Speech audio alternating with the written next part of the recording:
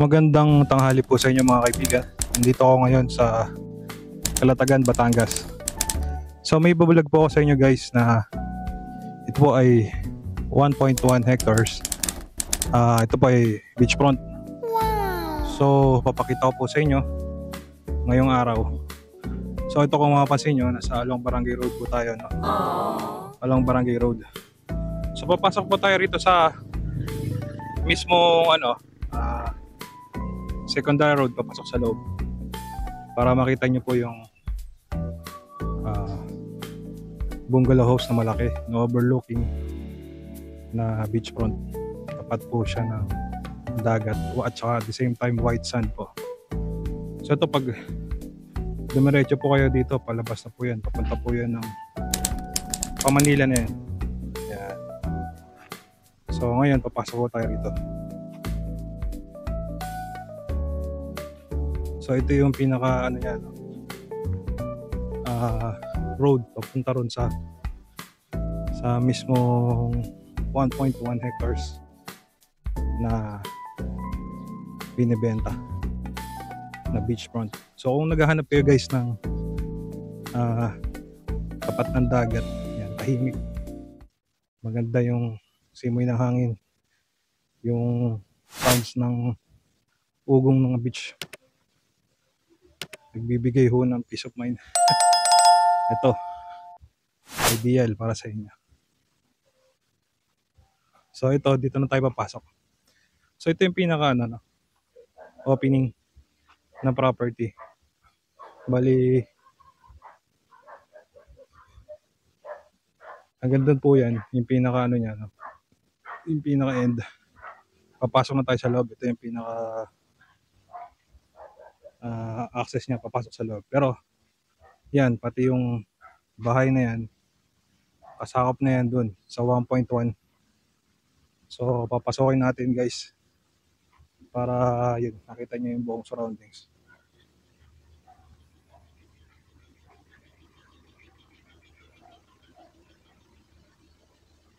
So ito kasi bahay ng caretaker yan eh. So kasama yan sa property, 1.1 hectares. Bali, ibibigay ko po sa inyo yung Google Map para makita niyo yung pinakasukat niya, no? Kung anong korte sa Google Earth itong beach house, overlooking na bungalow na beach house. Yan. So hanggang doon pa yun eh, yung pinaka end.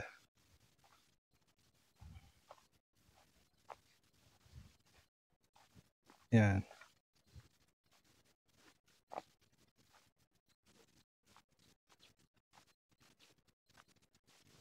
Mayroon siyang malaking puno ng mangga. Yun, nakikita ko na yung beach. Actually, pinakita ko sa opening yung kung gaano kaganda yung dagat. So ito, kasama pa rin to eh. Itong bahay na nasira na. Kasama pa yan sa 1.1 hectares.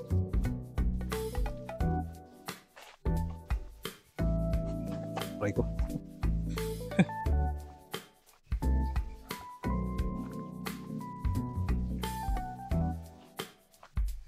Meron pa puno na lang ako.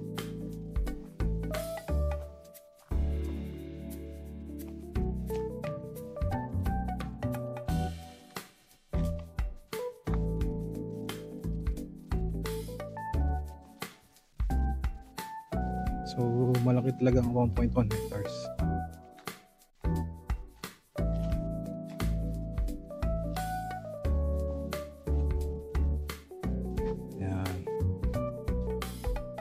Hindi na natin kasi nasira na ito eh. I-check lang natin yung pinaka sa taas.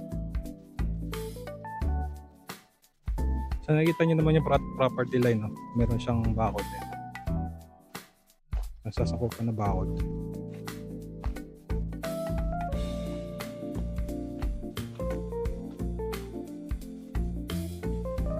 Yung mismong bahay nandun sa taas, pupuntahan natin mamaya.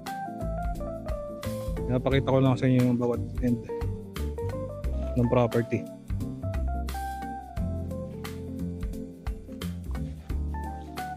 Yan.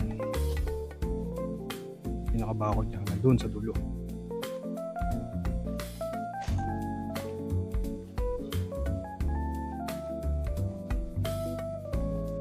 Nakikita ko yung beach, oh.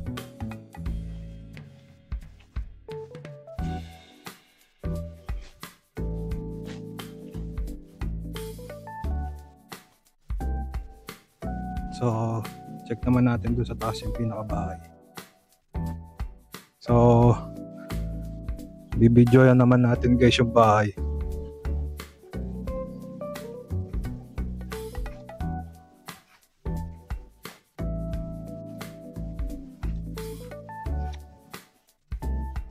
Ayos, no? Packet. Overlooking. Naririnig ko na nga yung ugong ng ng alon ng dagat.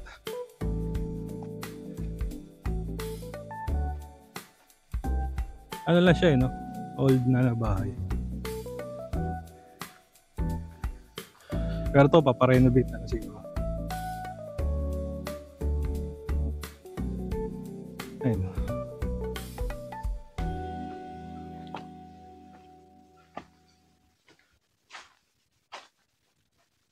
Tsaka siya, no? Gawa sa sinuuna.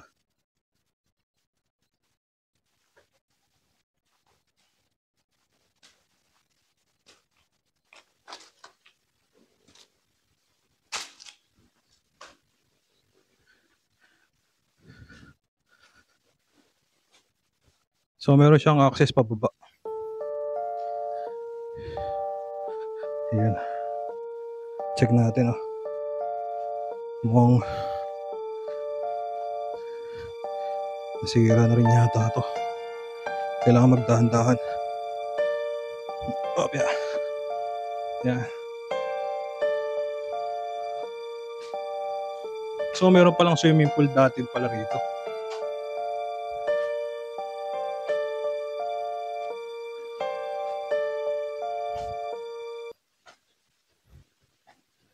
Dating swimming pool sa tapat ng dagat. Yan. Talagang kailangan tong i-renovate, guys. Meron siyang access to sa baba, eh. Okay tayo.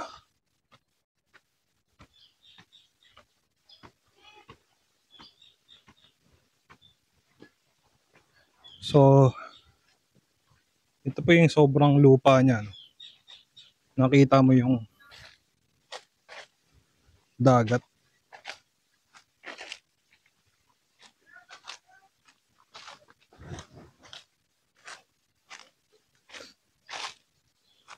May daanan pala rito, guys.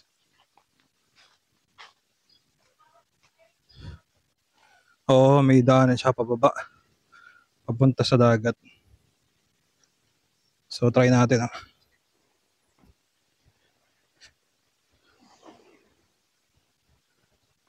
Bali, binibenta pala daw to sa around 150 million.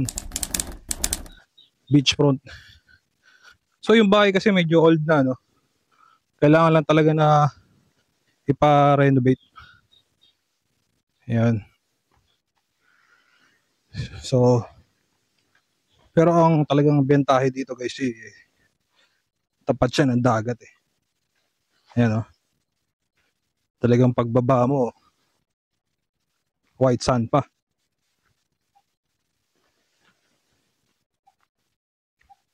Ayan. So kung naghahanap kayo ng ganitong bahay na talagang pagbaba mo dagat na. Ito. Ideal to para sa inyo, guys. Ayan, oh. Kita mo na yung dagat, eh. 1.1 hectares clean title to, guys. Kaso nga lang, overlooking yung house pero old na, no? Yan, kung interested kayo, guys, dito, ipa-flash ko yung aking number. Tawagan nyo po ako para mapuntahan to ng personal, syempre. Mas maganda kasi ma-appreciate nyo yung property pag nakita nyo ng personal. At the same time, makausap nyo may-ari regarding dito sa property. Ayan. So, try natin umakyat ulit. So, bakit na ngayon tayo guys? Punta tayo sa overlooking na bahay. Na old na, no? Merong swimming pool kaso, sira na rin. Sira na rin yung swimming pool eh. Tapos yung bahay, old na rin. Ang kamukha ito ni ano eh. Panahon ng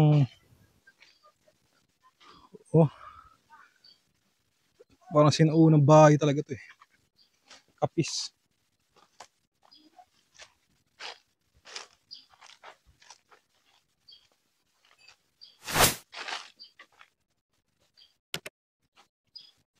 Buksan natin. May mga bedroom pala. Kaso naka-padlock eh.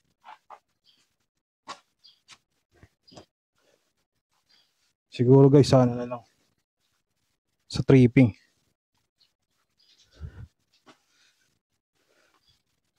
Pag gusto nyo makita ng personal to, gusto nyo mapasok yung loob, siguro sana na lang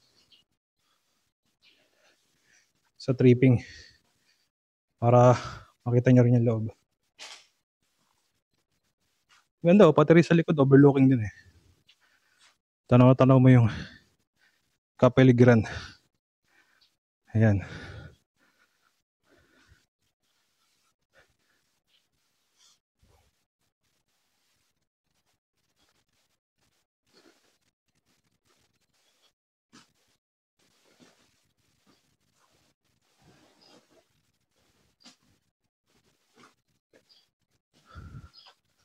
So yun, maraming salamat po sa mga tumatangkilik ng aking YouTube channel. Kung hindi pa po kayo belong, don't forget na po to like and subscribe para ma-update po kayo sa mga upcoming ko pang videos. So yun po, maraming salamat. Kung nasaan man kayo naroon, stay safe always. Take care, God bless to everyone.